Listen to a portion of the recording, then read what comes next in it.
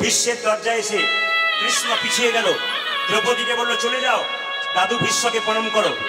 দ্রৌপদী যখন জুতো জোড়া পরে যাচ্ছে, কৃষ্ণ চালাকি করে বলল, দ্রৌপদী, গুরুজনদের কাছে গেলে কখনো জুতো পরে যেতে হয়, জুতোটা খুলে যাও। দ্রৌপদী কৃষ্ণের চালাকি বুঝতে পারলো না। কৃষ্ণ মনে মনে ভাবলো, দ্রৌপদী, তোমার জুতো জোড়া বুকে ধরে একবার দেখবো। ভক্ত তো আমার চরণধুলি নিয়ে বারবার কাঁদে, ভক্তের চরণধুলিতে কত আনন্দ আছে, আমি একবার বুকে ধরে কাঁদবো। যাকে চাই সে দেয় না, তুমি আমাকে দেবে কিনা দেখবো। দ্রৌপদী জুতোটা খুলে চলে গেছে, আর কৃষ্ণ দ্রৌপদীর জুতো জোড়া ধরে বারবার কাঁদছে।